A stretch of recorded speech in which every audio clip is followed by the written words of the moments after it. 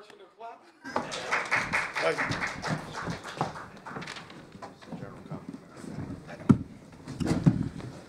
So, guys, what a great ACC game, especially to open up on Wednesday when you talk about a 12 noon game. I told these guys I don't think they woke up until about 1 o'clock and we started the playing. But, we didn't do a great job in the first half. I thought we played on the back of our heels.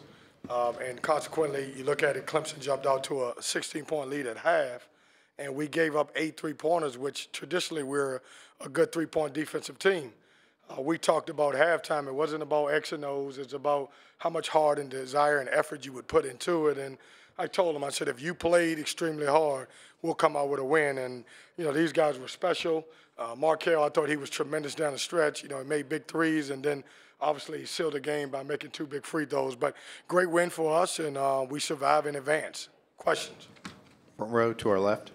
Kiara Luck of Black Sports Online. Phil just announced that you guys had the second comeback and largest comeback in ACC history. What did you say during halftime to get your guys rallied to come back? Well, we were all disappointed. I mean, the team that you saw in the first half was not NC State basketball, and for us to get to this point and play that way we did in the first half, we wasn't happy. So honestly, it was. I'm not a guy to yell all the time, but it was a little yelling going on, and. Give these guys credit. I thought they responded. Second row to our right. Yeah, Coach Hill Overton, WIXC Radio. I think my question is similar to that. I was going to say, what was the message that you were able to deliver to keep these guys in a positive frame of mind where they could mount such a gigantic comeback? We talked about play as hard as you can for 20 minutes, and we'll live with the results. That being said, I knew if we came out and we defended the way we were capable of, then obviously we would have a chance to win the game. And, like I told you, Markel made big shots down the stretch. I thought Jericho Heller made a huge 3-4s down the stretch, and Devin Daniels. And, I can point to every guy in that locker room that played for NC State and not for each other. In the first half, I thought we pounded the ball too much. We didn't share the ball. We didn't have play and ball movement, and we cleaned that up in the second half. To our left. Bob Holliday, WRL.com. Markel, take us through the last 20 seconds or so where they had 3 fouls to give and were fouling you. And did you feel like the last foul was in the act of shooting? And above all, talk about the pressure free throws that you had to shoot one at a time with like 2 minutes apart. Are you going to really ask him, do you think that foul was in the act of shooting? 100% it was. Yeah, like going back on that, I definitely think it was, and just going back on the free throws, I've been in a situation like that versus Virginia, and I just wanted to, just give it back to my team for what I didn't do versus Virginia in the first game, and that's make the free throws. Front row, right in front of me. Aaron Beard with the AP. This is for Torin. A lot of talk about bubble status and NCAA tournament hopes. Did you guys think much about that going into today, about not losing a game that could really hurt you in Selection Sunday, or were you focused on that at all? We don't really try to focus on things like that. We try to let the powers that be handle that, and we just play and focus on the next game and next opponent. So. Front row again. Brett Friedlander, North State Journal. Markel, could you go through that final play?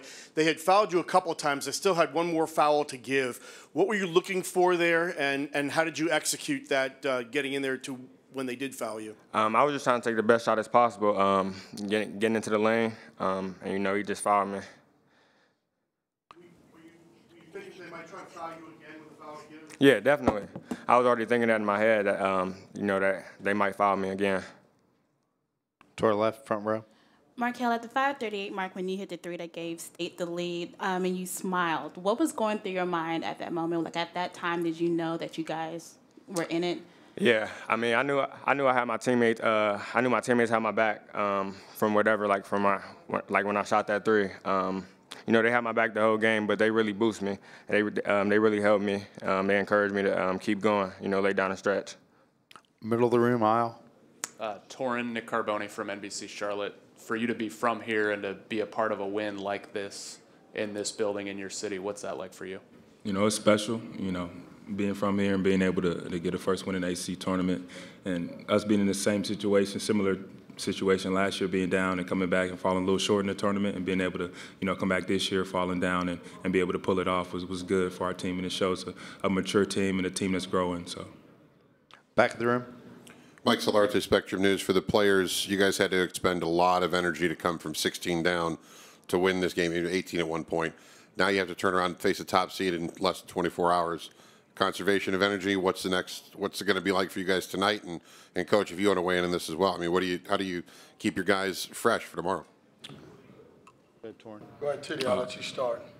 We just turn the page and get ready for the next game, take all the necessary steps to get our bodies right. But this is something that we prepare for. We practice extremely hard, and it's kind of our identity for us. So we just get back and get some rest and get prepared for tomorrow.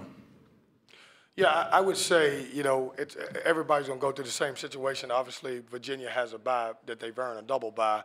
But when it comes to tournament time, I think we have a team that's built for that. I've got 9 guys that right now I feel like I can put in the game and be ready to contribute right away. And, what'll happen is we've got to use some more guys and try to show some guys minutes. Middle of the room. Joe Bombo, SB Nation Radio. This is for Coach Keats. Earlier this week, you talked about how you like the tournament being in Charlotte and how you potentially like it to be in Raleigh. And just about a crowd and an ovation that you guys were getting as you're making that comeback.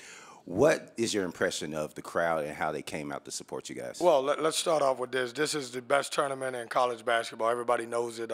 When I was growing up, I used to love to come to this tournament. When I was a prep school coach, I would love to come to this tournament. Now that I'm coaching in the ACC, I don't think there's anything better than this.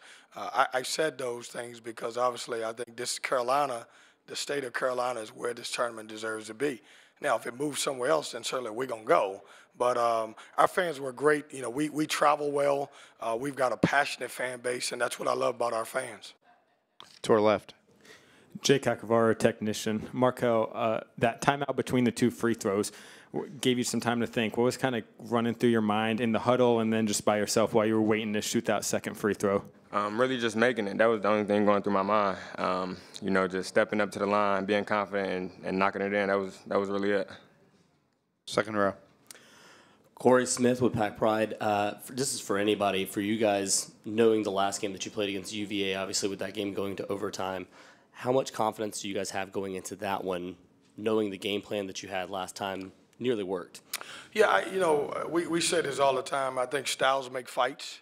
But I think my team is very confident. Our last 2 games, we were able to go on the road and play great defensively against Boston College, and we held them to 26.7%. And then we put together a great second half, obviously, today.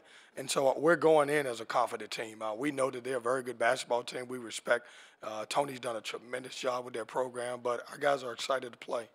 Take 4 more. I know who you are already. Left. Defensive rebounding had improved against Wake Forest and again against Boston College today in the second half especially. Clemson got a lot of second shots. They didn't always make them, but they kind of prolonged your taking over the game. How do you shore that up for tomorrow? Well, we've got to do a good job. You know this because you followed us all year. We're not the biggest team. And so we have to do a great job of gang rebounding. Everybody, all 5 guys got to do a great job of rebounding, and that's something that we have to clean up. Second row. Yeah, what's Eric Lockett's availability for this ACC tournament? Yeah, I don't know yet. Wouldn't be fair to say because he hasn't practiced with our team yet. And so I couldn't even tell you what type of shape he's in. Front row. Torin, there were a couple more seconds today, but against Georgia Tech, the inbound pass, the receiver caught it with a good head of steam heading in toward his front court. Today, Reed did not. Did you guys specifically try to keep that from happening? And could you go through your defensive mindset on that play? Our defensive mindset was just to keep the guys in front, and not foul and force a tough shot like we did. I think that you never want to lose a game like that, but us losing that game against Georgia Tech helped us today, and being able to clean those things up towards the end of the games. Last question. Kevin, you made a point, it might have been even the Clemson game the first time, about the way you guys play, that you can be in any game, that this team could hang around in the way with the style of play. I'm curious how much that helps you think in that situation today when you're down big in the first half, that if they do what they do, that they can get back in the game. Yeah, I think this team is built for that. We don't want to – I think somebody said that was the second largest comeback in ACC history. Well, I don't want to be in that position all the time. Our guys' mind and mental, they think that they can win every game. That's great going in. We've only got 4 guys who have really participated in any postseason play. Would be these 2 guys and then C.J. Bryce and Braxton Beverly. And so I've challenged these guys to take ownership in their team and to will the other guys to win. But I like our guys. I like how hard we compete. There's no quit in us.